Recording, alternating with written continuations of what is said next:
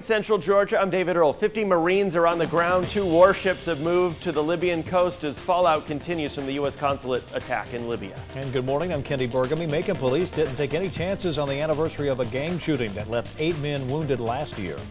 Good morning, I'm meteorologist David Ernst. We're seeing a little bit of cloud cover this morning, and that will continue into the afternoon. Shouldn't have much of an impact on temperatures, though. I'll have all the details in the full forecast coming up. Plus, it's Job Market Thursday on this September the 13th. This is 13 WMAZ Eyewitness News Morning. This is an attack that should shock the conscience of people of all faiths around the world.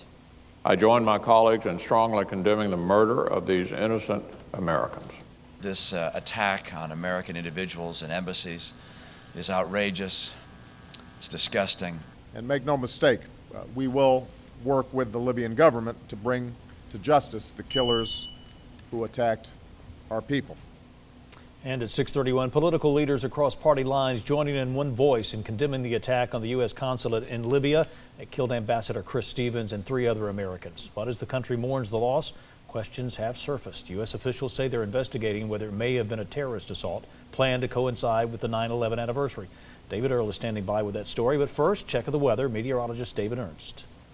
Thank you, Kenny, and a good morning to you. We are seeing widespread 60s out there this morning, so more details on that coming up in your full forecast later this half hour. David, thank you. I want to update this developing story in the Middle East for you this morning. There's some breaking news out of Yemen where protesters there have also attempted to storm the U.S. Embassy in Yemen. Yemeni security forces have blocked them from doing so. They haven't actually breached the embassy.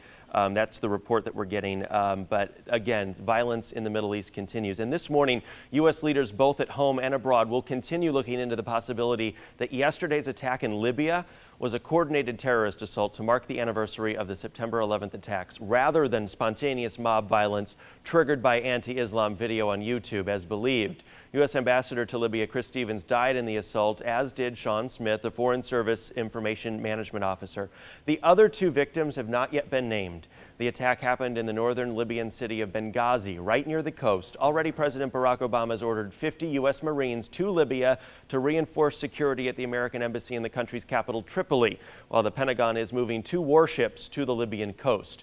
The president took those measures after an armed mob stormed the U.S. consulate in Benghazi on Tuesday and set it afire.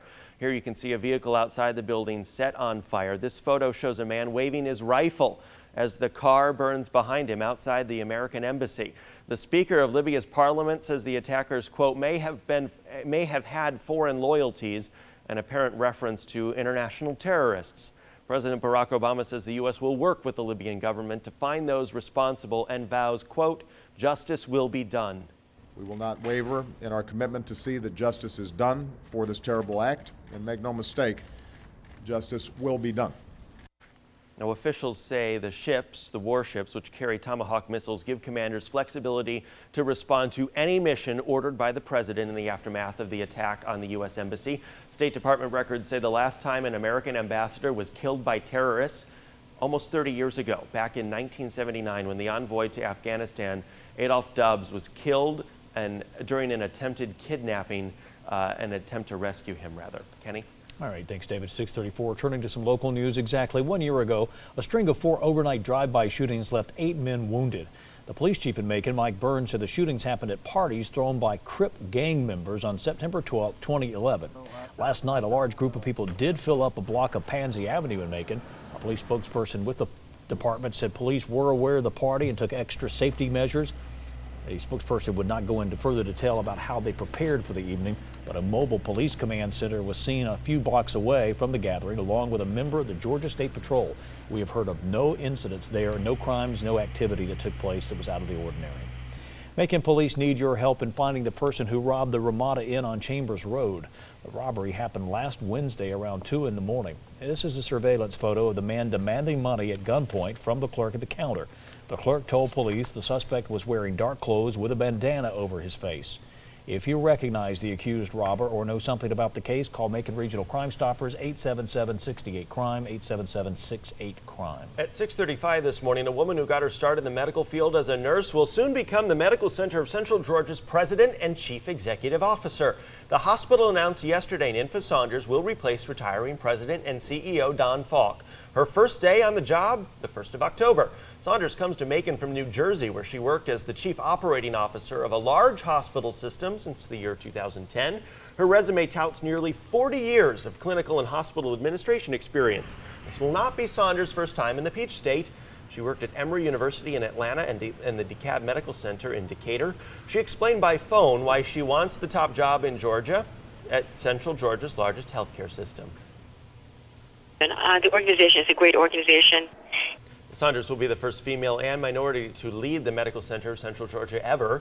Chairman of the hospital's board, Nancy Anderson, says that was not what the search committee was looking for, but she is excited that Saunders can offer a different perspective.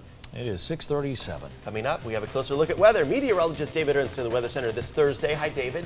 Good morning, guys, and a good morning to those of you watching right now. We've got temperatures that are in the low 60s for the most part. Welcome back. The time is 6:39 on this Thursday. Yeah, by the way, I've had some questions about Nadine. We have nothing to worry about, Nadine. No, it's going to stay out to sea. Even if it continued on its current track, if it didn't make a turn to the north at all, we will see a low chance for an isolated shower or storm with a better shot of rain coming into early next week. David, thank you. Time now 6:42. The weekend getting awfully close. Yeah, Football Friday night is right around the corner, which means it's time for the Jones Zone. We'll take you there after the break. 6:45. Football Friday night is almost upon us again. Can you believe it's week 3 already? Amazing. Ben, Laura, baby Jones to be, going to bring you this morning's version of the Jones Zone. To vote for your favorite team, go to the 13WMAZ.com homepage under the Jones Zone. You'll find it right there. It's easy to do, and it's a lot of fun. It is. 6:48. Get a pen and piece of paper out. Job Market Thursday is coming up in just 2 minutes. Stay with us.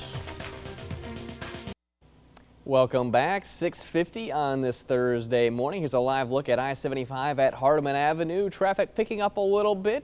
David, thank you. Time's now 6:52. It is Job Market Thursday, and if the latest Census Bureau numbers are any indication, several million people need work.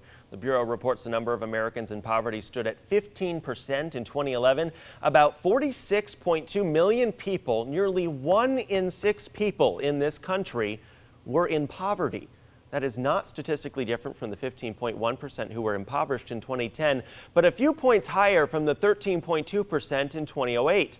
In all, the number of poor remained at record highs. The unemployment rate improved modestly in 2011, but wage growth was weak.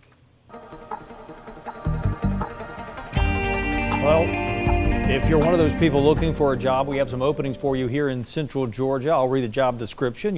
Once again, you can apply for all of these jobs and search for other openings too at the Georgia Department of Labor website.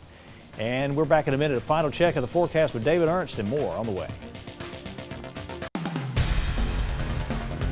Welcome back. 5 minutes to 7 right now. Here are some of the things the Associated Press thinks you should know today. Protesters have attempted to storm the American embassy in Yemen. This as violence follows attacks targeting U.S. diplomatic compounds in Libya and Egypt. In Libya, the U.S. ambassador was actually killed there. Later on today, Fed Chairman Ben Bernanke is going to make some announcements later today. It's got a lot of people in the financial world on edge and whether or not he's going to announce a third round of quantitative easing. Many investors think it's going to be a big step for third round of bond purchases that could perk up the U.S. economy. Also on Thursday, today, the end of big sugary drinks in New York City. So a lot of people interested in how that's going to play out. Wow. Hey, I'm thinking of taking in a football game Friday night, kickoff 8 o'clock. What's it looking like? It'll be very similar to the weather we've seen the last couple of nights in that we'll see temperatures cooling off through the 70s while those games are being played into the 60s. As far as things go for the short term today, look for mid-80s for highs with a mix of sun and clouds outside. Not going to see much of a rain chance. Could see a few isolated sprinkles in the eastern part of our viewing area today and tomorrow, but no real steady organized rain moving into the area. Better shot of rain coming in this week. David, thank you. Time 6:57 on this Thursday. Thanks for joining us. Remember, the news continues throughout the day at 13WMAZ.com and MAZ Mobile. Stay tuned for CBS This Morning. Have a great day. Bye-bye.